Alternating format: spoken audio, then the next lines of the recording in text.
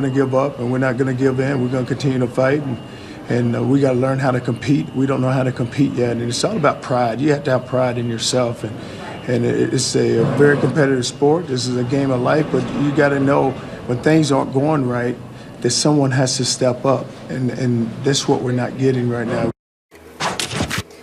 Texas is now 1-4 this season, the team's worst record through 5 games since 1956, a very long time ago. Clearly, this isn't what Longhorn fans are accustomed to. Stephen A., what should Texas do? Well, Texas should wait until the season's over, and then they should replace Charlie Strong. Wow. But I want to make sure I clarify my comments because I think people are misconstruing what I'm saying. And I was talking to Mike and Mike yesterday, and I called in about it. In no way am I questioning the football acumen or the coaching ability of Charlie Strong. I am just saying that the odds are stacked against him. Look at the handwriting on the wall and understand when it's your time to go. That's all I mean by this. If Texas was a place where they were not used to success, where there was patience, where there was a long-term plan, I've got nothing to say. This is par for the course. Look at what Charlie Strong had to come in there and do.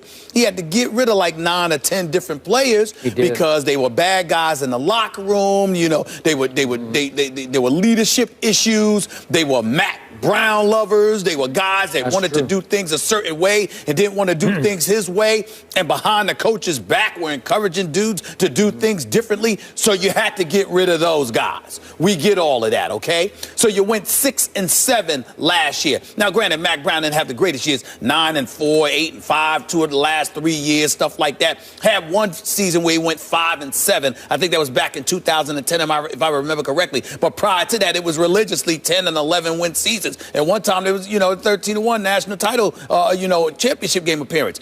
I am simply saying that even though there was time for a change and Charlie Strong seemed like the good candidate, here's where you run into a problem.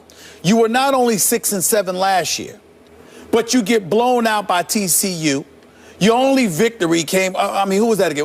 Rice. It was Rice, right? Yeah. That was about it. Nobody else did they beat. And then I'm looking at it and I'm saying, well, wait a minute here. And this is where it really hit me. When you talk about their ranking in terms of recruiting, they're getting out recruited by Texas A&M, of course, TCU, Baylor, Houston. The University of Houston is outranking them in recruiting. Ladies and gentlemen, this is Texas. But he hasn't been given a 4-year recruiting cycle. Wait a minute. This is Texas. Let me use, because I got some relatives in Texas. Let me use my, my southern drawl here. Texas. This is what we're talking about. Oil money. You got to work on that, New Yorker. We do have to work on it. We have to work on it. How do? Okay. Here's the deal. I love the folks in Texas. I'm not being derogatory here. I'm saying to you, it's Houston. We're talking oil money. We're talking Texas. We're talking Austin, Texas. We're talking the Texas Longhorns. And you're being out-recruited by Houston? What I'm saying to you is this. This ain't about Charlie Strong, the competent coach. I believe in this man. I believe under better circumstances he should stay. But the AD who hired him obviously hired him against the wishes of a bunch of boosters, alumni members, etc. They're coming out now and publicly declaring they support Charlie Strong. But you know this better than me. Behind their back, with all of these struggles going on, they want that man out of there. They just don't want to look like the bad guy. Nobody's a fool here. We can see the handwriting on the wall. So my point was, not only is that going on, not only is your number one supporter, the AD, going, but on top of it all, you're looking bad because with all of these first-class facilities and the resources that you have, which are second to none, you are getting out-recruited by all of these other universities in Texas? That is a problem. And I'm saying, see the handwriting on the wall? They ain't going to support you, Charlie Strong. I don't care what they say. Get the hell out of there. Get out of there as quick, fast, in a hurry. Go to Miami. And not only that, this is what they're going to use, Skip. You tell me this because you know, listen, I know college football because of you, my man. Come on now. You the one that got me started watching it especially religiously. know this college That's football. right. Yeah. Look at what McElwain is doing at Florida. Man's undefeated. He is flat out balling, okay? I think that cupboard was not bare when he took over. That's right. It was full. And look at Windham in Utah. I mean, you look at what they're doing. They're number 5th ranked team in the nation. And Charlie Strong, 1-4. Okay. Listen, Quick question. I got to acknowledge the obvious elephant in our living room. Sure. As you often remind me, you are a black man, and you're talking about one of the few black head coaches in college football, and you're saying after a year and not even a half, he's got to be gone. I'm trying to tell you right now. I keep trying to tell America, folks, don't listen to me. Okay. I'm a fair-minded dude. Yes, you are. Listen, I'm the guy that sat there and said Lovie Smith don't need to be in Chicago You anymore. did, but that was after many years. I didn't say he needed to not be a head coach. I said he needed to be out of Chicago. And Marvin Lewis, you have said. Come on now, 12 years, you can't win a playoff game. Okay. I'm going to call what it is. Thank you. But I look at Charlie Strong. I think Charlie Strong should be a head coach in Miami. I think he should be a head coach in various other institutions. I'm just saying, Texas, look at the handwriting on the wall, Charlie. They're going to get rid of you, bro. They owe him a bunch of money now. They're going to have to don't let about 15, at least 15 million from what I heard, not to mention his assistants. Man, they could write that thing off. They could sit there and pay you and spread it out a few years. But look at the handwriting on the wall, Charlie. They're going to get rid of you. Get out as fast as you can. It's a bad situation for him. That's what I mean. I'm not saying, be fired because you can't coach. I'm saying he needs to go because they never wanted him there to begin with, and the struggles they're not going to stand by him. And now you got freshmen sitting up there texting in the middle of a game about how, whether or not he should transfer. Look, that's happening because, guys, they're imploding. You know when you implode, Skip? When you know that your head coach doesn't have the support, because if he did, you would toe the line. You're not towing the line because you know there are whispers out there about how people don't want. Also reports of internal dissension. Yes. The freshman class going back and forth with the upperclassmen. That's right. A lot of friction there. And by the way, Charlie Strong should take over the defense because that's his signature anyway. Nobody knows the defense better than him. Before I get into my answer, that's the only really bad sign here. That's right. Charlie Strong can coach the heck out of defense because he did it at Florida and he did it at Louisville. Right. And he did it as a coordinator and a head coach. That's right. And then I'm looking at, wait a second, Charlie, on national TV early on, you give up 38 at Notre Dame. Yep. Then you give up 45 at home to Cal. Right. And then you give up 30 at home to Oklahoma State. Yeah. And then you give up 41 at TCU. And by the way, everybody was acting like that was such a big deal at how they lost to Cal because the extra point was missed. My thing was, what the hell are you doing giving up 45 points? 45 at home. Now that Jared Goff can play. We'll get into him later. 45 though. Okay. Let me just declare myself here because obviously I was born and raised a University of Oklahoma fan. They play this weekend in the Cotton Bowl, arch rival. 10th ranked in the nation. And I was scared of what's going to happen. I was taught at an early age to hate everything Texas, University of Texas. So that is mitigated by the fact we have twice had Charlie Strong sit in this seat on this show. And you know what? Good man. I clicked with him. I like the heck out of him. I liked him too. And so maybe I've lost some objectivity that way. But I do think he deserves the rest of this year. Yeah. This is just me. I think he even deserves next year. And I know the signs are horrible here. And remember, they still have to play my Sooners, and they are now 17-point underdogs at the Cotton Bowl. Then they have to go to West Virginia. Listen, West Virginia is pretty good. And then they end up having to go to Baylor, which has been obliterating people. So it could get worse. And maybe some of those major donors who were reportedly yesterday still on Charlie's side, maybe they'll turn on him. They could turn on if Texas loses 41 to whatever it was to TCU, 41 to 10 to Oklahoma, we might get a different story from the major donors. But let me be very, very clear. I'm not saying that Charlie Strong should be fired right now, shouldn't be allowed to complete the season.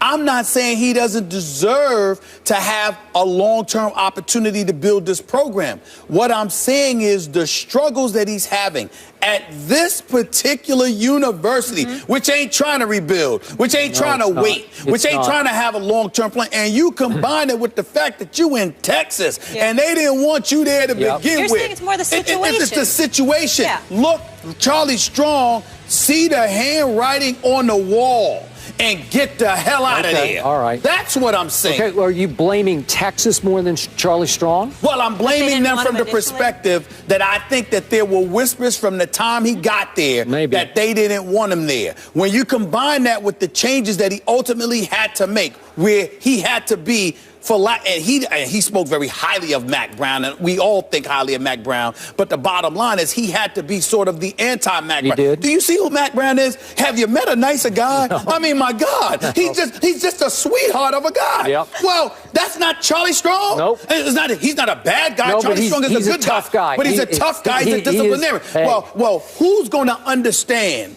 that transition slower than kids? Kids are going to be, I'm not used to this. I didn't come here for this. Yeah. I came here for Mac Brown. I didn't come here for this. So it's a struggle for them. Yep. And I'm like, look, you don't have the time. Even though you have the resources, you're surrounded by people who really want you to fail. And there are great opportunities for you elsewhere. Because no matter how much you, even if you win at Texas, when you're surrounded by people who don't want you around, well, you take it when the opportunity is just so great until something just as great, if not greater, comes along. Okay, all right. That's all I'm saying. Okay, he did get one huge break. The AD who hired him, Steve Patterson, Yes. had alienated so many of the major donors that he got fired after just 2 years. That's right. And it was such a PR nightmare for that school that I think it would look even worse if then at the end of this year you remove Charlie Strong. So I think he has a little PR cachet just because that guy made such a mess of the athletic department. I don't believe Charlie Strong has any PR cachet in Texas. Well, it's by default. And you know this better than me. All that matters at Texas is Texas. Okay. They don't care how the outside world feels. Okay, Football country. That's who they are. Last quick point, being totally objective. Charlie Strong did one thing in-game strategy that really did rankle, I'm sure, a lot of Texas fans. And that was in their first conference game at home against Oklahoma State, who's a pretty good football team. They had them on the ropes. That's why. Remember, they had Cal and Oklahoma State on the ropes. Those are two pretty good teams, so let's give him that. Even though you're giving up a lot of points, you're also, because the young quarterback, Gerard Hurd, is pretty good. I like him. He's not a good thrower, but he can, man, you talk about Russell Wilson. This kid's got Russell Wilson all over him. Okay? So you're in the game against Oklahoma State, maybe in control of the game. I watched the whole game. Oklahoma State has the football and is driving for the tying field goal, and Charlie Strong got a 15-yard unsportsmanlike conduct penalty for arguing with the ref and set up the tying field goal. See, that's the kind of thing under this kind of stressful pressure. You cannot do that. There you go. Okay. There you go. All Just right. the latest example to support what I'm saying. All right. He just needs to go elsewhere. I'm not questioning his coaching ability and whether or not he deserves to be a head coach. I know he does. Okay. Okay? He just don't need to be there. Okay. Well, I hope Shaka Smart in basketball. I hope he gets off to a better start. I was getting ready to say that. It's even more pressure on Shaka Smart because of the whole Charlie Strong situation. But I have no doubt Shaka Smart going to tear it up. Shaka Smart going to do his thing. All you need is basketball. This ain't football. All you need is two players. And Shaka Smart will get them at the University of Texas. Well, all you need to do is press like crazy, and they will press. Shaka Smart is going to do a hell of a job for that basketball program. You mark my word. He's legit. We'll all be watching 11 a.m. on ABC, Texas, Oklahoma, the Red River rivalry. We stay in the South. Things are getting heated down in South Beach as well. The Dolphins fired their head coach. We told you that yesterday. And now their quarterback is speaking out on his team. We'll fill you in and react to that next.